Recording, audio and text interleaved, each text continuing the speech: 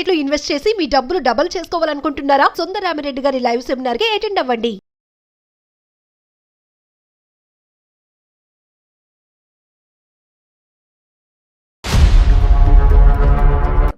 నమస్తే కళ్యాణ్ గారు. నమస్తే జయ గారు. ఈరోజు ఎపిసోడ్లో ఒక తల్లి ఆవేదన అండి. అయ్యో, నా బిడ్డ నాకు కాకుండా పోతుంది. ఏదో అంటారు చూడండి, కరవమంటే కప్ప కోపం, విడమంటే పాము కోపం అన్నట్లుగా మాట్లాడితే ఏదైనా చేసేసుకుంటుందేమో, చెప్పాలి కానీ చెప్పలేము. కానీ మాట్లాడితే ఏమైపోతుందో అని చాలా, అంటే అసలు నేను చూస్తే నాకైతే కళ్ళల్లో నీళ్లు తిరిగినాయి. మరి ఫోన్ చేసేస్తానండి, చేయండి నెంబర్ మేడం. ఇచ్చారు, ఒకసారి అర్జెంటుగా మీరు మాట్లాడాల్సిన పరిస్థితి ఇది.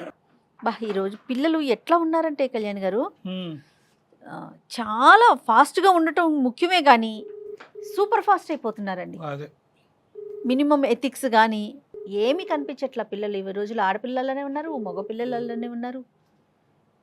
హలో, లక్ష్మి గారండి? అవును మేడం. నమస్తే అండి, నేను జయాని అందమైన జీవితం ప్రోగ్రాం నుంచి కాల్ చేస్తున్నా. నమస్తే మేడం. నమస్తే అండి, మీ మెయిల్ చూశానండి. డాక్టర్ గారు ఉన్నారు, డాక్టర్ కళ్యాణ్ చక్రవర్తి గారు. నమస్తే సార్. మీరు నమస్తే. యా, నమస్తే. ఒకసారి మాట్లాడండి. ఏం పేరమ్మా? లక్ష్మియా? లక్ష్మి సార్. నమస్కారం లక్ష్మి గారు, చెప్పండి అమ్మా. పెళ్ళయి చాలా సంవత్సరాలు అయింది మేడం. 10-15 సంవత్సరాలు అయినా కూడా నాకు పిల్లలు పుట్టలేదు మేడం. ఓకే. ఆ తర్వాత భగవంతుడి దయ వల్ల నాకు ఒక పాప పుట్టింది మేడం. సంతోషం. ఆ పాపను మేము చాలా ప్రాణంగా పెంచుకున్నాం మేడం. నేను, మా ఆయన, ఇంకా మా ఆయననైతే అసలు కాలు కింద పెట్టకుండా పెంచిండు మేడం పాపని. అదే లేక లేక కలిగింది కదా. అంత ప్రేమగా పెంచుకొని ఇంటర్ వరకు మా దగ్గరే పెరిగింది మేడం అమ్మాయి. ఇంటర్ తర్వాత ఇంకా పై చదువుల కోసం వేరే దగ్గర జాయిన్ చేద్దాము, బీటెక్ అట్లా చేయించేసి అని చెప్పేసి వేరే హాస్టల్లో జాయిన్ చేస్తాం మేడం. ఎక్కడమ్మా, ఎక్కడ జాయిన్ చేశారు? ఏ ఊరు? బెంగళూరు. మీరు ఎక్కడ ఉంటారు? మేము ఇక్కడ వైజాగ్. తర్వాత ఎప్పుడైతే అక్కడికి షిఫ్ట్ అయిపోయిందో, ఏది బెంగళూరు? ఈ పై చదువుల కోసం ఎప్పుడైతే మేము ఇక్కడ నుండి పంపించేసామో, అక్కడ స్నేహితులు, అక్కడ వాతావరణం ఉంటది సార్, కల్చర్ ఏంటిదో మనకు తెలియదు, దూరంగా ఉన్నాం కదా సార్. ఫ్రెండ్స్ వాళ్ళు, ఫ్రెండ్స్ వల్ల అట్లా చెడిపోయే అవకాశాలు కూడా ఉన్నాయి. మనకు తెలియదు, బాగుండాలమ్మా, తినాలి, జాగ్రత్తగా ఉండాలి, ఎర్లీగా పడుకోవాలి, మనం ఇవన్నీ జాగ్రత్తలు చెప్తాం తల్లిగా. ఎంత చెప్పాలో అంత చెప్పుకుంటూ వచ్చాం. చదువు అయిపోయింది, జాబ్ లో జాయిన్ అవుతానండి. జాబ్ లో జాయిన్ అవుతానంటే సరే అని జాబ్ లో జాయిన్ అయిన తర్వాత మళ్ళీ ఒక రోజు వెళ్లాల్సి వచ్చింది. అమ్మాయి బర్త్డే వచ్చింది, పుట్టినరోజు వస్తే మా ఆయనకి హార్ట్ ఆపరేషన్ అయింది మేడం ఇక్కడ. నేను ఎలాగో వెళ్ళలేను కదా, పాపని చూసిరా, సర్ప్రైజ్ ఇచ్చిరా, గిఫ్ట్లు కొనిచ్చేసి కొన్ని డబ్బులు ఇచ్చిరా అని నన్ను పంపించాడు మేడం. నేను వెళ్ళాను మేడం అక్కడికి. బెంగళూరు వెళ్ళారా? సర్ప్రైజ్ ఇద్దామని వెళ్ళాను. అదేలే. సర్ప్రైజ్ ఇద్దామని అక్కడికి వెళ్ళేసరికి లాక్ వేసి ఉంది. మీరు వెళ్ళినప్పుడు తాళం వేసి ఉంది. అదేంటి, హాస్టల్ రూమా లేదంటే పాప ఏమైనా విడిగా ఫ్లాట్ తీసుకుందా? ఫ్లాట్ తీసుకొని ఉంది సార్ పాప. పోయేసరికి తాళం వేసిందని నేను ఫోన్ చేశాను సార్ పాపకి. ఫోన్ చేస్తే ఎక్కడున్నావమ్మా అంటే, నేను ఆఫీస్ దగ్గరలో ఉన్న మమ్మీ, సెల్ఫ్ లో ఉంది, కీ తీసుకొని నువ్వు లోపలికి వెళ్ళు అని చెప్పింది. నేను వస్తాను అని. కీ అక్కడే దగ్గర ఎక్కడో సీక్రెట్ పెట్టింది, సెల్ఫ్ లో పెట్టింది. ఎప్పుడన్నా వాళ్ళు ఫ్రెండ్స్ వస్తారేమో తీసుకొని వెళ్ళడానికని నేను అనుకున్నాను. లాక్ తీద్దామని లాక్ తెరిచి చూశాను సార్. లోపలికి వెళ్ళాను, లాక్ తెరిచి చూసేసరికి నా మైండ్ మొత్తం బ్లాక్ అయిపోయింది సార్. అక్కడ అంతా చూడకూడని అన్ని ఉన్నాయి సార్. అక్కడ ఇటు చూస్తేనేమో మందు బాటిల్స్, అటు చూస్తేనేమో కాల్చిన సిగరెట్ ముక్కలు, బెడ్ దులుపుదామంటేనేమో భార్యాభర్తలు కాపురానికి పిల్లలు పుట్టకుండా వాడుకునే అన్ని మందులు అవి ఇవి ఉన్నాయి సార్. చూసేసరికి ఇక నాకు మొత్తం కళ్ళు తిరిగిపోయింది సార్. ఈ విషయం మా ఆయనకు తెలిస్తే గుండె పగిలి అక్కడి నుంచి చచ్చిపోతాడు సార్ మా ఆయన.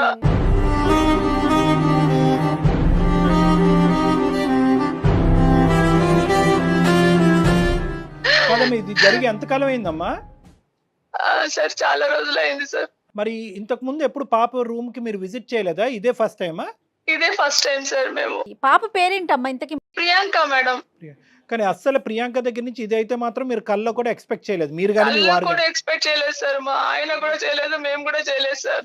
కానీ అంటే ఏమన్నా గట్టిగా అడుగుదామంటేనేమో మా ముందే విచ్చలవిడిగా ఏమన్నా చేస్తుందని భయం సార్. ఇంకా గట్టిగా అడిగితే ఈ మధ్యలో పిల్లలు చచ్చిపోతున్నారు కదా సార్ ఆత్మహత్య చేసుకొని.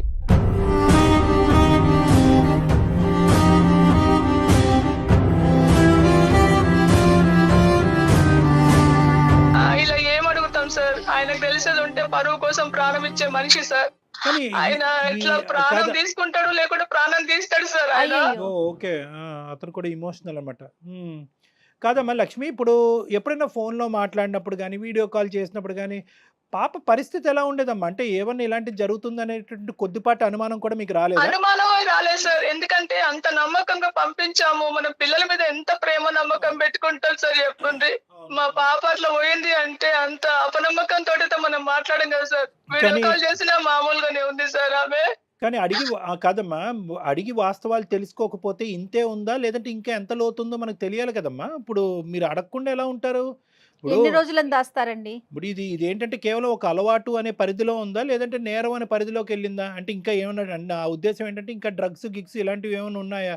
ఇంకా నేను అడిగే ప్రయత్నం చేయలేదు సార్. అందుకనే మిమ్మల్ని సంప్రదించానండి. ఓకే. ఎలాగైనా మీ ద్వారా నాకు న్యాయం జరగాలి. మా ఆ. భార్య భర్తలకు మళ్ళీ మా కూతురు మా దగ్గరకు రావాలి. మేము తల్లిదండ్రులుగా ఆ ప్రేమ మళ్ళీ పొందాలి అనే ఆవేదన సార్. అయ్యో లేదమ్మా, నువ్వు ఓదార్చుకోమ్మా. అంటే మీ వారికి ఇంకా తెలియదమ్మా ఇదంతా? మా వారికి తెలియదు సార్. ఒకవేళ తెలిస్తే అక్కడే మంచాలోనే గుంట పడతాడు, అక్కడే చచ్చిపోతాడు సార్ మా ఆయన. అయ్యో లక్ష్మి గారు, ఊరుకోండి. అట్లా ఏం కాదు లక్ష్మి గారు, ఉండండి. ప్రతి సమస్యకి ఒక పరిష్కారం ఉంటది. Don't worry, don't worry. Room వరకు వెళ్ళేంత వరకు చాలా గట్టిగానే మాట్లాడింది. కానీ ఒక్కసారి రూమ్లోకి ఎంటర్ అయిన తర్వాత ఆవిడ చూసినటువంటి సన్నివేశం, అమ్మ ఒక్కటి నాకు ఒక చిన్నపాటి అనుమానము, ఆలోచన. ఇవన్నీ సార్ కూడా మీ అమ్మాయే చేసిందంటానికి ఏంటి? అంటే వేరే ఫ్రెండ్స్ ఎవరు అంటే అంటే చిన్న light at the end of the tunnel అంటారు కదా, చిన్న గోరంత దీపం చిన్నది. బహుశా ఏమన్నా ఫ్రెండ్స్ వచ్చి అది వాడటమా లేదంటే వేరే వాళ్ళకి ఎవరికైనా రూము ఏదైనా సబ్లీజ్ లాంటికి ఇచ్చి ఎవరైనా ఫ్రెండ్స్కి ఇచ్చి వాడుకోవటం వల్ల అలా ఏర్పడింది అనేది ఒక చిన్న. ఎందుకంటే మీరు మొదటి నుంచి మీ అమ్మాయి క్యారెక్టర్ గురించి చెప్తూ అద్భుతంగా ఉంది, మా అమ్మాయికి మించిన వాళ్ళు ఎవరు లేరు అంటున్నారు. అలాంటి అమ్మాయి ఇలాగ కేవలం వైజాగ్ నుంచి బెంగళూరు వచ్చి ఇంత మార్పు చెందుతుందా? అంటే మాట్లాడే విధానంలో మనకు తెలిసిపోతుంది కదా సార్ ఎలా ఉంది అనేది. ఇప్పుడు మామూలుగా మాట్లాడడంలో అమ్మ నేను వస్తున్నాను, ఎంత ప్రేమగా పరిగెత్తుకొని నేను వస్తున్నా, ఊరు నుండి వచ్చానంటే పరిగెత్తుకొని వస్తారు కదా. అదే నువ్వు అక్కడ ఉండు నేను వస్తున్నాను మాటల విధానంలో మనం తెలుసుకోవచ్చు కదా సార్. కానీ నా చిన్న డౌట్ ఏంటంటేనమ్మా, అసలు ప్రియాంక అసలు మాట్లాడటానికి ఇష్టపడుతుందా? తను ఉండేటటువంటి పొజిషన్లో మాగోటి వాళ్ళు మాట్లాడగలమా ఆ అమ్మాయితో? సార్ మీరే మాట్లాడాలి సార్. ఎందుకంటే ఇప్పుడు ఒక తల్లిగా నేను మాట్లాడితే ఎక్కడ నుండి ఏ సమాధానం వస్తుందో ఏ ప్రశ్న వస్తుందో అని నేను హడలిపోతున్నా సార్. ఎందుకంటే ఇప్పుడు నేను మాట్లాడితే తను ఎట్లా రియాక్ట్ అవుతుందో కూడా నాకు తెలియదు సార్. ఈరోజు ఒక తల్లిగా మీరు అడిగితేనే సహించలేనటువంటి ఒక అమ్మాయి ఈరోజు నాకెంత రెస్పెక్ట్ ఇస్తుంది, నా మాట ఎంత వింటుంది అనేది కూడా అనుమానాస్పదమే. ఎందుకంటే మీరెవరండి, మా అమ్మకు లేనటువంటి బాధ మీకెందుకు అనేటటువంటి మాట రావచ్చు. నేనేమంటున్నానంటే కనుక ఆ అమ్మాయికి ఇష్టపడేది కానీ గౌరవించేటటువంటి పెద్దలు ఎవరన్నా మీకు తెలిసిన వాళ్ళు ఎవరన్నా ఉన్నారా? ఆ అమ్మాయి డైరెక్ట్గా మనం ఇలాగ డాక్టర్ అని చెప్తే కనుక, సైకాట్రిస్ట్ అని చెప్తే కనుక ఏ విధంగా రియాక్ట్ అవుద్దో మనం ఊహించుకోలేము. కాబట్టి అట్లీస్ట్ మీ వారి యొక్క స్నేహితుడో పెద్దనానో లేదంటే ఫ్రెండ్ ఏదో విధంగా అలా చెప్పండి సార్. మా ఆయన ఫ్రెండ్ అని అలా మొదలు పెడదాం సార్. ఏంటి మీ ఆయన గారి ఫ్రెండ్, పాపకు తెలిసినటువంటి మీ ఆయన గారి ఫ్రెండ్ పేరు ఏదన్నా ఉందా? రామారావు గారు. రామారావు గారు అని నేను అంటాను. చూద్దాం అమ్మాయి ఇలాగా నేను రామారావు గారిని మాట్లాడుతున్నానమ్మా, చిన్నప్పటి నుంచి నిన్ను చూసిన వాడిని అని ఆ విధంగా మనం ముందుకు తీసుకెళ్ళి ఏ విధంగా రియాక్ట్ అవుతుందో చూద్దాం. తర్వాత మన ఐడెంటిటీ అనేది రివీల్ చేద్దాం అమ్మా. నాకు ఒకసారి నెంబర్ ఫార్వర్డ్ చేయండి ఇదే నెంబర్కి. మీకు వాట్సాప్ లో నంబర్ సెండ్ చేస్తాను మేడం. అదే డాక్టర్ గారు ఏమంటున్నారంటే, అమ్మాయి కూడా చెప్పాక ప్రియాంకకి చెప్పినాక అమ్మ కూడా ఉంది అన్నాక అప్పుడు మీరు మాట్లాడుదురు కానీ. అలాగే మేడం. రైట్ అండి. పరిస్థితి బట్టి మాట్లాడదాం. హలో ప్రియాంక. హలో హలో చెప్పండి ఎవరు? అమ్మా ప్రియాంక, నేను రామారావునమ్మా, నాన్నగారు వాళ్ళ స్నేహితుడిని. గుర్తున్నానమ్మా? ఏమోనండి నాకు గుర్తులేదు, చెప్పండి. నేను నాన్నగారు చిన్నప్పుడు ఒకే ఆఫీస్లో పనిచేసే వాళ్ళం అమ్మా. ఎలా ఉన్నావు తల్లి? బానే ఉన్నాను, చెప్పండి మీరు ఎలా ఉన్నారు? నాన్నగారికి ఈ మధ్యన ఆరోగ్యం బాగాలేదు తెలుసు కదా. అవును. హార్ట్కి సంబంధించినటువంటి ఇష్యూ ఒకటి ఉండే కదమ్మా. అయితే నాన్నగారు ఏమొచ్చి ఒకసారి పాప ఎలా ఉందో ఒకసారి మీరు కూడా కనుక్కొని తెలుసుకోండి, ఎందుకంటే ఈ మధ్యకాలంలో నాకు ఈ హార్ట్ ఇష్యూస్ ఉండటం వల్ల పూర్తి స్థాయిలో నేను పాపతో కూడా కమ్యూనికేట్ చేయలేకపోతున్నాను అని అన్నారన్నమాట. సో అందు గురించి నేను నెంబర్ ఇస్తే కనుక నేను మాట్లాడుతున్నాను. ఎలా ఉన్నావమ్మా? మొన్న మా మమ్మీ వచ్చింది, చూసింది, వెళ్ళారు కదా, ఇంకేంటి తెలిసిందే కదా. అదేనమ్మా, అమ్మతో కూడా మాట్లాడటం జరిగింది నాన్న. అమ్మతో కూడా మాట్లాడితే అమ్మ ఏమో వచ్చి కొద్దిగా బాధపడింది అనమాట. అంటే తను రూమ్కి వచ్చినప్పుడు నువ్వు లేవంట. సరే ఎక్కడో అవును. ఫ్రెండ్ ఇంటికో బయటకో ఎక్కడికో వెళ్ళి ఉంటావు అన్నట్టుగా అమ్మ అనుకుంది. లోపలికి వెళ్ళింది, ఆ తాళం అక్కడే పెట్టేవంటగా లోపలికి వెళ్ళింది అమ్మ. అయితే అక్కడేవో కొన్ని చూడకూడనివన్నీ చూసి అమ్మ చాలా మనస్తాపం చెంది ఒక డిప్రెషన్‌లోకి వెళ్ళి నాకు చెప్పిందమ్మ. నాకు కూడా ఫోన్ చేసి చెప్పింది. అంటే నాన్నగారి వరకు ఈ సబ్జెక్ట్ ఇంకా మనం పట్టుకెళ్ళలేదు. ఎందుకంటే నాన్నగారు ఉండేటటువంటి పరిస్థితి బట్టి ఇప్పుడు అతడికి ఈ పరిస్థితిలో ఇది తీసుకెళ్ళి చెప్తే కనుక బాగుండదన్నట్టు. ఇవన్నీ మీకెందుకు అసలు?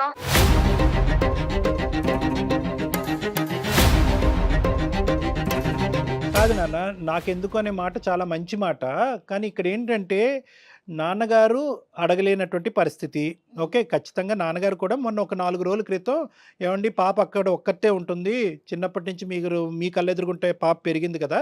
ఒకసారి కనుక్కోవటం అనేటటువంటి మాట అనటం వాస్తవమే. కానీ దాంతో పాటు అమ్మ తర్వాత నాకు ఈ షాకింగ్ న్యూస్ చెప్పేటప్పటికి ఇంకా నా మీద ఇంకా బాధ్యత పెరిగిందమ్మా. అంటే మీ కుటుంబానికి చిన్నప్పటి నుంచి తెలిసినటువంటి ఒక వ్యక్తిలాగా, మీ నాన్నగారి తర్వాత ఒక పెద్ద స్థాయిలో ఉండేటటువంటి ఒక వ్యక్తిలాగా నువ్వు నువ్వు నువ్వు ఈ పరిస్థితుల్లో ఏ పరిస్థితిలో ఉన్నావు అనేటటువంటి తెలుసుకోవటం ఒక ఇంపార్టెంట్ అంశంగా భావిస్తూ నేను కాల్ చేయటం జరిగిందనమాట. ఇవన్నీ అంటే నాకెందుకు అనేది ఒక సబ్జెక్ట్ అమ్మా. అక్కడ మీ అమ్మగారు చూసినటువంటివి నిజాలా కాదా అనేది రెండో సబ్జెక్టు. అవి నిజాలా కాదా? చూడండి అంకుల్, మీరు ఇవన్నీ కనుక్కునే అవసరం లేదు. మీ వర్క్ ఏంటి అది చూడండి ఫస్ట్. నా గురించి మీకు అవసరం లేదు. నేను ఎలా ఉన్నాను అనేది అవన్నీ మీకు ఎందుకు? నా లైఫ్ ఇది, నా ఇష్టం. నేను ఎలాగైనా ఉంటాను. అది అడిగే రైట్స్ మీకు లేవు. పోనీ మీ అమ్మగారికి ఉన్నాయమ్మా? అవును, మా అమ్మే డైరెక్ట్ గా వచ్చి అడుగుతుంది కదా. అలాంటప్పుడు మీకేం రైట్స్ ఉన్నాయని అసలు నన్ను అడుగుతున్నారు నాకు కాల్ చేసి? ఒక్క నిమిషం ఆలోచించు. అమ్మకి నన్ను మధ్యలో పెట్టి అడిగించవలసినటువంటి అవసరం ఏముంటది తల్లి? ఇప్పుడు ఏమంటారు? అమ్మ చిన్నప్పటి నుంచి నిన్ను అల్లారు ముద్దుగా పెంచుకుని ఈ లెవెల్ వరకు తీసుకొచ్చి కళ్ళు మూసుకుని మా అమ్మాయి సక్సెస్ఫుల్గా ఒక మంచి సిటిజన్ ఆఫ్ దిస్ కంట్రీ అవుతుంది, మా పేరు నిలబడుతుంది అని చెప్పి మీ తల్లిదండ్రులు చిన్నప్పటి నుంచి ఆశపడ్డారు. ఇది ఒక జీవితంలో ఏంటంటే నాన్నగారు అప్పుడు హార్ట్ అటాక్ వచ్చినప్పుడు నాన్నగారికి బైపాస్ సర్జరీ అవటం అనేది ఎంత పెద్ద షాకో మీ అమ్మగారికి, ఈ రోజు నీ రూమ్ లో చూసినటువంటి ఈ సంఘటన కూడా అంత పెద్ద షాక్ గురవుతున్నారు. ఇంకా చూస్తున్నాను. నా రూమ్ లో అంటున్నారు. ఏం కనిపించింది అసలు నా రూమ్ లో? ఏం చూసారంట?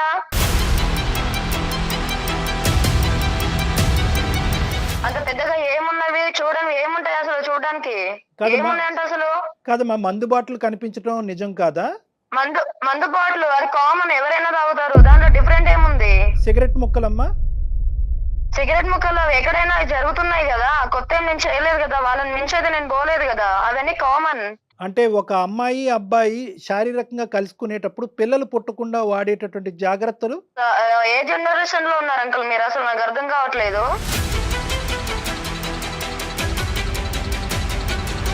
అమ్మ నీకు ఇలా చెప్తే అర్థం కాదు. ఒక్క నిమిషం, నేను ఎవరో చెప్తానమ్మా. నేను మీ అనుకున్న ఇందాక అన్నట్టుగా అనేది నాకు అనవసరం. కానీ ఒక్క నిమిషం తెలుసుకుంటే మంచిది అనుకుంటాను. అమ్మ ప్రియాంక, మా నాన్న ఫ్రెండ్ కాబట్టి నేను ఇంతవరకు మర్యాద ఇస్తున్నాను. కాదమ్మా ప్రియాంక, అసలు నా గురించి మీకు ఎందుకు? అసలు అడిగే అవసరం ఏముంది? ఏం రైట్స్ ఉన్నాయని ఇన్ని అడుగుతున్నాను. కాదమ్మా ప్రియాంక, ఒక్క నిమిషం అమ్మా. బహుశా ఏంటంటే నేను ఇందాక బహుశా నువ్వు ఆన్సర్ చేయవేమో మా ఫోన్ కాలు. నేను ఎవరు అని చెప్తే కనుక మీ అమ్మగారు మాట్లాడేటటువంటి పరిస్థితి ఎలాగానూ లేదు. ఎందుకంటే కనుక మీ అమ్మగారు చాలా భయపడుతున్నారు ఇప్పుడు ఉండే పొజిషన్లో. ఒక్క 2 నిమిషాలు నేను చెప్పేది విన్నాను. ఎందుకంటే ఇటువంటి పరిస్థితి ఇప్పటికొచ్చి ఎప్పటికి కూడా వాళ్ళ జీవితంలో రాలేదు. అంటే నేను నిలదీసి నిన్ను తిట్టేటటువంటి పరిస్థితి ఎప్పుడూ రాలేదు. ఏమను ఈ తప్పు చేస్తున్నావు అని అడిగేటటువంటి పరిస్థితి ఎప్పుడూ రాకపోవటం వల్ల మీ అమ్మగారు ఇప్పుడు భయభ్రాంతులు గురవుతున్నారు. ఇటువంటి క్రమంలో ఏంటంటే నేను మీ నాన్నగారు స్నేహితుడి పాత్ర ఎత్తవలసి వచ్చింది. వాస్తవానికి నేను రామారావు గారు కాదు. నా పేరు డాక్టర్ కళ్యాణ్ చక్రవర్తి. నేను సైకాట్రిస్టు. సుమన్ టీవీ అందమైన జీవితం నుంచి మాట్లాడుతున్నానమ్మా. బహుశా నేను తెలిసే ఉంటుంది నీకు. సార్ మీరా? ఓకే, చెప్పండి సార్. కాదమ్మా, నేను మిమ్మల్ని కాంటాక్ట్ అవ్వాలి అనుకున్నాను చాలా సార్లు, బట్ కుదరలేదు. చెప్పండి సార్. ఎందుకు నాన్న నువ్వు మమ్మల్ని ఎందుకు కాంటాక్ట్ అవ్వాలనుకున్నావు? అంటే ఇక్కడ అమ్మ నాన్నని వదిలేసి ఇక్కడికి వచ్చాక లైఫ్ కొంచెం చేంజ్ అయింది. దీంట్లోకించి ఇప్పుడు మీరు అడిగారు కదా నన్ను ఇలా ఎందుకు ఉంటున్నారు అని. దీంట్లోకించి నేను బయటికి రావాలి అని చాలా సార్లు ట్రై చేశాను. కాకపోతే అది నా వల్ల కావట్లేదు. సో అయితే అమ్మ చూసిందంతా నిజము, అదంతా కరెక్టే. అదేనే అంటే మా మమ్మీకి చెప్తే ఎక్కడ రియాక్ట్ అవుతుందేమో అన్న ఒక భయంతోనే నేను ఆగాల్సి వస్తుంది. ఇంకొకటి ఏంటంటే నేను చెప్తే తను మళ్ళీ సడన్ గా ఏం చేసుకుంటుందో లేకపోతే నన్ను ఏమంటుందో అన్న ఒక భయంతోనే నేను ఆగాల్సి వస్తుంది. అందుకే నేను తనకి ఏం చెప్పలేకపోతున్నాను. కరెక్టేనమ్మా. ఆ పాయింట్ వరకు వద్దాము. కానీ ఏంటంటే ఇప్పుడు అట్‌లీస్ట్ ఇప్పటికైనా నాకు ఒక హక్కు ఉందేమో, ఆ హక్కు నాకు ఇస్తున్నావేమో నేను అనుకుంటున్నానమ్మా. అడగచ్చా ఒక 2 ప్రశ్నలు? తప్పకుండా సార్. థ్యాంక్ యూ వెరీ అడగండి మచ్. సార్. అమ్మా అసలు ఇందులోకి ఎలా దిగేవమ్మా? సార్ ఇప్పుడు హాస్టల్లో ఉన్నంత వరకు బాగానే ఉంది. రూమ్ లోకి వచ్చాక ఫ్రెండ్స్ వల్ల చాలా అంటే నేర్చుకున్నాను. కాకపోతే ఇప్పుడు బయటికి రావాలంటే కొంచెం ఇబ్బందిగానే ఉంది సార్. రాలేకపోతున్నాను. నేను బయటికి రావాలి అని ఎంత అనుకుంటున్నానో ఇంకా డీప్ గా లోపలికి వెళ్ళిపోతున్నాను అనమాట. కాదు నాన్న, ఈ డ్రింకింగు, స్మోకింగు వరకు ఒకటి ఒక ఎత్తు. ఈ ఏవైతే కనుక ఇవి చూసారు కదా అమ్మ, కొన్ని పిల్లలు పుట్టకుండా జాగ్రత్త పడేటటువంటి పరికరాలు అవి రకరకాలు ఉంటాయి. అవి ఎందుకమ్మా? అవి ఎవరు వాడుతున్నట్టు? అవి అంత అవసరం ఏముంది? ఇంకా అప్పుడప్పుడు అవి చెప్పుకోలేము సార్. బాగుండదు అది చెప్పుకుంటే. సరే సరే సరే, నాకు అర్థమైంది. ఇంకేమైనా డ్రగ్స్ అలాంటివి ఉన్నాయమ్మా? అలాంటివి ఇంకేం లేదు సార్. కాకపోతే ఇంకా ఈ దాంట్లోకించి బయటికి రావాలి అని అనుకుంటున్నాను. చాలా ఇబ్బందిగా ఉంది సార్. ఓహో, నీకు మళ్ళీ నాకు మా పేరెంట్స్ ప్రేమ నాకు కావాలి అని ఉంది. అంటే వాళ్ళ దగ్గరికి వెళ్ళి ఉండాలి అని కూడా ఉంది. కాదు వాళ్ళకి చెప్తే ఎలా రియాక్ట్ అవుతారు అన్న భయం కూడా ఉంది. అంటే తనకే ఉంది ఆలోచన దాంట్లో నుంచి బయటపడాలి, కానీ రాలేకపోతుంది. కానీ ప్రియాంక, ఇప్పుడు అవును. కాదు నాన్న, ఇది మొక్కగా ఉన్నప్పుడే దీన్ని తుంచేసేయాలి. ఈ అలవాట్లలోకి ఇంత లోపలికి వెళ్ళిపోయి ఆఖరికి ఏంటంటే నేను బయటకు రావాలి అంటే, బహుశా ఏంటంటే ఇది వినేటటువంటి అన్ని యువతి యువకులందరికీ కూడా ఇది ఒక మంచి సబ్జెక్టు. అంటే ఏంటంటే ఈ అలవాట్లకి బానిస అయ్యేటటువంటి పరిస్థితి ఎప్పుడు వస్తుంది అంటే కనుక ఆదిలోనే ఇందులోంచి బయటపడి తప్పించుకునేటటువంటి ప్రయత్నం పూర్తి స్థాయిలో చేస్తే కనుక తొందరగా బయటకు వస్తాం. ఎప్పుడైతే కనుక ఈ కంట్రోల్ బటన్ అనేటటువంటిది మన చేతుల్లో కాదు పక్క వాళ్ళ చేతుల్లోకి వెళ్తుందో, అంటే ఎలా ఉంటుంది, ఈ స్నేహితుల మధ్యన ఉండేటటువంటి దాన్ని పియర్ ప్రెషర్ అంటూ ఉంటారు. అంటే చెయ్యకపోతే అవతల వాళ్ళు ఏమైనా ఫీల్ అవుతారేమో, చెయ్యకపోతే ఆ గుంపులో నేను ఉండనేమో, చెయ్యకపోతే నేను ఏకాకిని అయిపోతానేమో, అప్పుడు నాకు రేపొద్దున సహాయపడేటటువంటి వాళ్ళు, బాధను పంచుకునేటటువంటి వాళ్ళు, స్నేహపూరితంగా నాతో పాటు గుంపులో తిరిగేటటువంటి వాళ్ళు ఎవరు ఉండరేమో అనేటటువంటి భయంతో కొంతమంది కంటిన్యూ అవుతారు. ఈ 2 కేటగిరీస్. ఒకరు అలవాటు పడి ఆ అలవాటుని వదలలేక, అది వదిలితే కనుక ఉండలేక, శరీరం మానసికంగా యాక్సెప్ట్ చేయలేకపోవటం కంటిన్యూ అయ్యేటటువంటి బానిసత్వం పొందేవాళ్ళు ఒకరైతే, సామాజిక పరంగా దానికి ఎడిక్ట్ అయినటువంటి వాళ్ళు, అంటే ఆ గ్రూప్ ఎవరైతే ఉన్నారో ఆ గ్రూప్లో పాటు నువ్వు సిగరెట్ తాగి, నువ్వు డ్రింక్ తాగి, లేదంటే అబ్బాయిలతో ఇంకో విధంగా విచ్చలవిడిగా ప్రవర్తిస్తేనే ఆ గుంపులో నువ్వు ఉండగలవు. ఎప్పుడైతే కనుక ఇది కాదు, ఇది కరెక్ట్ కాదు, ఇది పద్ధతి కాదు, ఇది నీతి కాదు, ఇది వ్యవహారం కాదు, మా తల్లిదండ్రులు ఒప్పుకోరని ఎప్పుడైతే నువ్వు మాట్లాడతావో ఆ గుంపులోంచి నువ్వు బయటకు వెళ్ళిపోతుంది. ఈ గుంపులోంచి బయటకు రావటం అనేటటువంటిది తట్టుకోలేక ముందు నువ్వు ఈ వెనకతలు గొయ్యి అని ఇందాక అన్నాను చూడు, ఆ పరిస్థితి నీది అన్నట్టు నాకు అనిపిస్తుంది. అంటే నువ్వు ఇప్పటికీ కూడా బాధపడుతూ, డాక్టర్ గారు మీరు నాకు ఫోన్ చేసినందుకు థ్యాంక్ యూ, నేనే మీకు చేద్దాం అనుకున్నాను, ఇంత యాక్సిడెంటల్గా నాకు ఈ ఫోన్ కలవటం నా అదృష్టం అని నువ్వు ఎప్పుడు అన్నావో, అంటే దాని అర్థం ఏంటంటే నువ్వు దీనికి బానిస అవ్వలేదు. తప్పనటువంటి పరిస్థితుల్లో ఆ స్నేహితుల మధ్యన నలిపోతూ, ద సో కాల్డ్ స్నేహితుల మధ్య నలిపోతూ, ఇంకో దారి దిక్కు లేక అక్కడ ఇరుక్కుపోయినట్టు నాకు అనిపిస్తుందమ్మా. సో ఇది ఏదైనా కూడా బహుశా ఇవన్నీ మీ అమ్మగారు వింటూ ఉంటే కనుక ఏ స్థాయిలో బాధపడతారో మరి నాకు తెలియదు. కానీ ఈ సెకండ్ హాఫ్ ఏదైతే ఉందో, అంటే మా అమ్మాయి దీనికి బానిసత్వం పొందినా కూడా, అంటే దీనికి వ్యసనానికి బానిస అయినా కూడా ఈరోజు బయటపడటానికి పూర్తి స్థాయి ప్రయత్నం చేస్తున్న, అవకాశం దొరక్క బయటపడలేకపోతుంది అనేటటువంటి మాట చాలా చల్లగా వినిపించేటటువంటి మాటలాగా నాకు అనిపిస్తుంది. కాబట్టి నీకు ఇంకొక చిన్న మాట చెప్తానమ్మా. అమ్మ ఇక్కడ కాన్ఫరెన్స్ కాల్లో ఉంది. సార్ ఎంత పని చేశారు సార్? మరి కాదమ్మా, మరి మరి ఏ పద్ధతిలో చెప్పాలమ్మా? ఇది ఎప్పటి వరకు గోప్యంగా సార్ ఉంచుతావు? మా అమ్మ లైన్ లో ఉంది అంటే అసలు నేను ఇవన్నీ చెప్పేదాన్నే కాదు అదే కదా కదా సార్. ప్రాబ్లము. ఎప్పటికైనా తెలియాలి కదమ్మా, తెలిస్తేనే కదా. ఒకటి అమ్మా, ఇప్పటి వరకు నువ్వు ఇంత ఊబిలో ఇరుక్కుపోయేవి, ఇంత కూరుకుపోవటానికి ప్రధానమైనటువంటి కారణం ఏంటంటే నువ్వు ప్రేమించి నిన్ను ప్రేమించేటటువంటి మనుషుల ముందు గోప్యంగా ఉంచటమే ఇక్కడ ప్రధానమైనటువంటి సమస్య. అందుగురించే మేము చెప్తా ఉంటాం, ఇలాంటి ఆ సమస్యలు వస్తే కనుక ఆడపిల్లలు మగపిల్లలు ముందస్తునే తల్లిదండ్రులు ఎదురుగుంటా నిలబడి ధైర్యంగా చెప్పండి. తల్లిదండ్రులు అర్థం చేసుకునేటటువంటి పొజిషన్లో ఉంటారు. ఆఖరికి నేను ఈరోజు మీడియేషన్ చేస్తూ మీ అమ్మగారు నీ కమ్యూనికేట్ చేయలేకపోతున్నారు, నువ్వు మీ అమ్మగారు కమ్యూనికేట్ చేయలేకపోతున్నావు అనే పరిస్థితి రావటం వల్ల నేను మీడియేషన్ చేసి ఇక్కడ చెప్తే ఈరోజు మళ్ళీ నువ్వు పాత కథే పాడుతున్నావు. మాట్లాడు ఒకసారి, అమ్మతో మాట్లాడు. సారీ మా, అంటే మొన్న తను ఊరు ఇంకా వచ్చింది సార్, కానీ నేను తను అంత దూరంతోనే నా మీద ప్రేమతో వచ్చినా కూడా నేను కలవలేకపోయాను తనని. బట్ మీరు ఇలా పెట్టేసరికి నిజంగా నాకు ఏం మాట్లాడాలో మాట్లాడు, అర్థం పర్వాలేదు, కావట్లేదు. ఏమి ఎప్పుడు ఓపెన్ అవ్వు. అమ్మా ఇప్పుడు ఒకటే, మీరిద్దరూ ఎదురుబెదురు ఉన్నారు, అమ్మ కూడా లైన్లోనే ఉంది, ఇంకా చాలు ఈ అంతర్యుద్ధము. ఎవరు కూడా ఇక్కడ ఎవరు అడగటం వల్ల ఎవరికి కోపాలు రావు, తాపాలు రావు. దయచేసి తల్లి కూతుర్లు మీ ఇద్దరు ఎదురుబెదురు ఉన్నారు, ఇక్కడ జరిగినటువంటి నష్టం కష్టం ఏమీ లేదు. మళ్ళీ మీ పాత డైనమిక్స్ 110% పుట్టుకొస్తాయి. కాబట్టి లక్ష్మి గారు, ప్రియాంక లైన్లో ఉంది, ప్రియాంక లక్ష్మి గారు లైన్లో ఉన్నారు, ఇద్దరు మాట్లాడుకోండి. హలో మా నేను కావాలని దీంట్లోకి రాలేదు మా. అంటే ఊరు ఇంకా వచ్చినప్పుడు నేను బాగానే ఉన్నాను. ఇక్కడ రూమ్ లోకి షిఫ్ట్ అయ్యాక ఫ్రెండ్స్ వల్ల నేను ఇలా అయ్యాను. దీంట్లోకి ఎంచి బయటికి రావాలని చాలా ట్రై చేశాను, అయినా నా వల్ల కావట్లేదు. సారీ అమ్మా. కానీ నీకు అమ్మ నాన్న ఎప్పుడు గుర్తు రాలేదా అమ్మ ఆ పనులు చేసేటప్పుడు? రియలీ సారీ అమ్మా. ఎంత ప్రాణంగా పెంచుకున్నావమ్మా నిన్ను. నేను బయటికి రావాలని చూస్తున్నాను అమ్మా, కానీ నా వల్ల కావట్లేదమ్మా. నాన్నకి ఈ విషయం చేస్తే బతుకుతాడు అనుకున్నావా అమ్మా?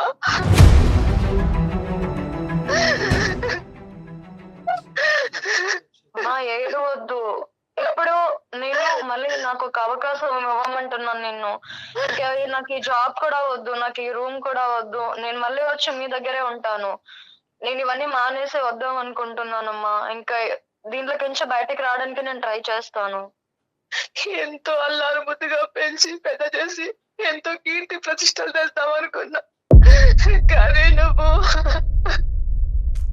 బాధపడకండి అమ్మా లక్ష్మి, ఇంకా మా ఏడు ఇప్పటికైనా వద్దు ఇంకా. చెప్తున్నాను కదా సారీ, లక్ష్మి గారు. అంటే నేను కావాలని రాలేదు. మధ్య సార్ చెప్పండి సార్. తల్లి బంగారు తల్లి, ఒక లక్ష్మి గారు, ఎంతమంది తల్లిదండ్రులకి అంటే ఇటువంటి సన్నివేశం చూసిన తర్వాత, నాగోటి వాళ్ళు మాట్లాడిన తర్వాత, ఎంతమంది ఆడపిల్లలు కానీ అబ్బాయిలు కానీ ఈ విధంగా రియలైజ్ అయ్యి మళ్ళీ అమ్మ నాన్న ముందు క్షమాపణ అడగటం, నేను మాట్లాడినటువంటి పావు గంటలోనే క్షమాపణ అడగటము. వాస్తవానికి ఏంటంటే కనుక నేనేదో ఇష్టం ఉండి కోరిక పుట్టి అటువైపు పరిగెట్టలేదమ్మా, తప్పకి ఇరుక్కుపోయినటువంటి ఒక దరిద్రగొట్టి పరిస్థితి. ఇప్పటికైనా ఇది ఒక బంగారు అవకాశంలాగా ఇందులోంచి బయటపడి నీ కళ్ళెదురుగుంట నిలబడ్డాను, నన్ను క్షమించమ్మా, 2 నిమిషాల్లో నేను మారుతానని చెప్పేటటువంటి మనుషులు ఎంతమంది ఉంటారమ్మా ఈ నిజంగా వయసులో అదృష్టం ఉండే? అనుకోండి. ఈ వయసులో ఎంతమంది ఉంటారు తల్లి? సో కాబట్టి ఏంటంటే కరెక్టే, మీ మీ మీ కడుపు ఘోష అనేది మాకు అర్థం అవుతుంది. ఎందుకంటే మీ శోకం ఏంటంటే, అరే ఇదేంటి ఎక్కడెక్కడో ఇలాంటి అలవాట్లు, ఇలాంటి పాడలవాట్లు, ఇలాంటి పరిస్థితులు జరుగుతాయి అనుకుంటాను, కానీ మా ఇంట్లో మా కన్న కూతురు ఇలా చేస్తుందని నేను అనుకోను. ప్రతి తల్లిదండ్రుల యొక్క వాదన ఇదే. ఏమనుకుంటారంటే పేపర్లో చూస్తారు, టీవీలో చూస్తారా, అది ఎక్కడోలే ఏదో ఎక్కడో పాడైపోయినటువంటి పిల్లలో, లేదంటే తల్లిదండ్రులు పట్టించుకున్నటువంటి పిల్లలో, లేదంటే అల్లారి ముద్దుగా విపరీతమైనటువంటి ముద్దిచ్చి అడగకుండానే విపరీతంగా ఇచ్చేటటువంటి కుటుంబాల్లో పుట్టినటువంటి పిల్లలు దారి తప్పి గాడి తప్పి ఇలా ప్రవర్తిస్తారని అనుకుంటారు. కానీ వాస్తవానికి ఏంటంటే మన ఇంట్లోనే ఇలా జరుగుతుందా అనేటటువంటి చాలామంది తల్లిదండ్రులు ఊహించుకోరు. ఇదంతా కూడా ప్రధానంగా జరిగేటటువంటి, అంటే ఎప్పుడైతే కనుక ఈ అమ్మాయి ఈ వాతావరణంలోంచి ఆ వాతావరణంలోకి వెళ్ళినాయో రకరకాల అంశాలు వచ్చినాయి. ఒకటేంటంటే కనుక ఒంటరిగా బతకవలసినటువంటి అవసరం, అల్లారు ముద్దుగా పెంచుకున్నటువంటి తల్లిదండ్రులు, ఏకైక కూతురు, అల్లారు ముద్దుగా పెంచేటటువంటి కూతురు, ఆ అమ్మాయి అక్కడికి వెళ్ళి ఒంటరిగా ఉండటం, ఒక కొత్త వాతావరణం, అంత ఫాస్ట్గా ఉండేటటువంటి వాతావరణం, సిగరెట్ తాకపోయినా మందు కొట్టకపోయినా తేడాగా చూసే వాతావరణం, అబ్బాయిలతో కలిసి బాయ్ ఫ్రెండ్ లేడు అని చెప్పుకోవడానికి సిగ్గుపడేటటువంటి వాతావరణం. సో ఇటువంటి వాతావరణంలోకి వెళ్ళేటప్పటికీ ఆ అమ్మాయి ఏమనుకుందంటే ఇదే నార్మేమో, ఇది సాంప్రదాయం ఏమో, నేనే ఇప్పుడు దాకా నూతులో కప్పలాగా ఉన్నానేమో, ఇది వాస్తవమైనటువంటి ప్రపంచం ఏమో, ఈ ప్రపంచానికి నేను ఎస్ చెప్పకపోతే కనుక ఈ ప్రపంచం నాకు నో చెప్తాదేమో అనేటటువంటి భయంతో దిగినటువంటి ఒక బానిస ఈ అమ్మాయి. కాబట్టి ఏంటంటే పెద్ద మనసు చేసుకుని ఈ అమ్మాయిని ఈరోజు క్షమించవలసినటువంటి అవసరం ఉంది. ఒకప్పుడు ఇదే తత్వం కానీ ఇదే ఆలోచన శైలి కానీ కొద్దిపాటి కంటిన్యూ అవుతే కనుక నేను ఆ అమ్మాయి కౌన్సిలింగ్ చేసి ఆ అమ్మాయి మనసు మార్చి మళ్ళీ ఇటువంటి తోవలోకి వెళ్లకుండా నేను కాపాడగలిగేటటువంటి వ్యక్తిని అవుతానమ్మా.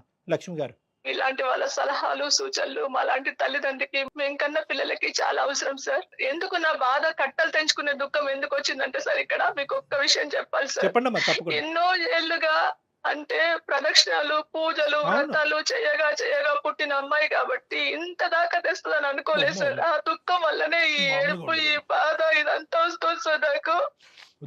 దేవుడు వరవిస్తూనే శాపించాడు అనేటువంటి పరిస్థితి. అమ్మ ప్రియాంక, సార్ చెప్పండి సార్. నేను ఇప్పటికీ కూడా అమ్మకి దొరికాను కాబట్టి మారేను అనేటటువంటి ప్రియాంక కాదని నేను అనుకుంటున్నాను. అదేం లేదు సార్, నేను మా అమ్మ దగ్గర చెప్పాలి అని అనుకున్నాను, బట్ మీ వల్ల తెలిసింది, మంచిదే అయ్యింది నాకు. నిజంగా ఐఎమ్ రియలీ సారీ అమ్మా. సరే నాన్న, ఓకే, సారీ, ఓకే. తక్షణ కర్తవ్యం ఏంటంటే కనుక మళ్ళీ ఎక్కడ చెప్పా పెట్టకుండా పెట్టి బేడ సర్దుకుని వెనక్కి వచ్చేసి ఇక్కడ ఇంటికి వచ్చిన తర్వాత, వైజాగ్ వచ్చిన తర్వాత కావాలంటే వాళ్ళకి నోటీస్ పంపించి జాబ్కి రిజిగ్నేషన్ పెడితే కానీ అక్కడ మొత్తానికి డిక్లేర్ చేయొద్దు ఆ గుంపుకి. అర్థమైందా? బాబు వెళ్తున్నా గుడ్ బై, అమ్మ వెళ్తున్నా గుడ్ బై అని చెప్పారు అనుకో, అందరూ నిన్ను చుట్టుముట్టేస్తారు, సాయంత్రం పబ్బుకు పట్టుకెళ్ళిపోతారు. కాబట్టి నేనేమంటున్నానంటే ఎవరికి చెప్పకుండా నీ దారి నువ్వు నీట్గా సర్దుకుని వెనక్కి వచ్చేసాయి, లేదంటే మళ్ళీ నిన్ను ఇన్ఫ్లుయెన్స్ చేస్తారు వాళ్ళు. Okay sir. చిప్పుగా వచ్చేసేయాలండి, అది డాక్టర్ గారు చెప్పే సలహా. మీ అమ్మా ఇద్దరికి మేము పాదాభివందనం చెప్పుకుంటున్నాము. మీ వల్లనే నా కూతురు నాకు దక్కింది. మీకు చాలా చాలా ధన్యవాదాలు సార్. అయ్యో, థ్యాంక్స్ లక్ష్మి గారు. థ్యాంక్ యూ అండి, థ్యాంక్ యూ. ఇంకా Thanks for this. బాధపడకండి, తను హ్యాపీగా తిరిగి వచ్చేస్తుంది, చక్కగా ఉండండి. అలాగే సార్, అలాగే. Okay. Thank you sir, thank you so much sir. Thank you అమ్మా. ఓకే, థ్యాంక్ యూ, నమస్తే. కానీ ఇంత ఫాస్ట్ గా ప్రియాంకలో మార్పు వస్తుందని ఎక్స్పెక్ట్ అయితే తనకుందా ఆలోచన. మార్పు కోరుకుంటున్న వాళ్ళకి మార్పు తొందరగా వస్తుంది మేడం. మన ఇంక ఇక్కడ అదృష్టం. మీరేం చేయక్కర్లేదు, అంటే అంతేనా కళ్యాణ్ గారు? అంతే, ఇక్కడ మనం చేయవలసినటువంటిది ఏమీ లేదమ్మా. ఎటొచ్చి ఏంటంటే ఫ్యూచర్లో ఇటువంటి పిల్లలు ఏంటంటే మళ్ళీ ఒక ప్రపంచంలోకి వచ్చారనుకోండి, వీళ్ళ యూజువల్గా వాళ్ళ సైకాలజీ ఎలా ఉంటుందంటే ఆ గ్రూప్లోంచి నేను బయటపడ్డాను కాబట్టి బహుశా ఏమీ కాదు, ఇంకో గ్రూప్ ఇంకో ఆలోచనతో ఇంకో యాంగిల్లో మళ్ళీ వీళ్ళ దగ్గరికి రావచ్చు. సో కాబట్టి ఏంటంటే వీళ్ళని కర్తవ్యం ఎప్పుడు చూసుకుంటూ ఉండాలి. అంటే కర్తవ్యం అంటే first realisation of responsibility, ROR అంటూ ఉంటారు పిల్లలందరికీ చెప్తూ ఉంటాను నేను. రియలైజేషన్ ఆఫ్ రెస్పాన్సిబిలిటీ, మీ బాధ్యత ఏంటి, మీ వయసు ఏంటి, మీ బాధ్యత ఏంటి, మీ తల్లిదండ్రులు మీ దగ్గర నుంచి ఏం కోరుకున్నారు, ఈ రెస్పాన్సిబిలిటీ రియలైజ్ అయ్యేంత వరకు ప్రియాంక లాంటి వాళ్ళు చాలామంది రావచ్చు, వాళ్ళు వచ్చేటటువంటి మార్పు మాత్రం పర్మనెంట్ కాదు. సో ఈ రియలైజేషన్ రావాలి, అది తెప్పించడానికి కొన్ని కౌన్సిలింగ్ సెషన్స్ అనేది యూజువల్గా చేస్తూ ఉంటాం. ప్రియాంకకి ఏం అవసరం పడకపోవచ్చమ్మా. రైట్ అండి, థ్యాంక్ యూ కళ్యాణ్ గారు. థ్యాంక్ యూ నమస్తే. జగన్, నమస్తే. అత్యాధునికమైన టెక్నాలజీతో ఫెర్టిలిటీ ట్రీట్మెంట్ అందిస్తోంది మెడిసి IVF.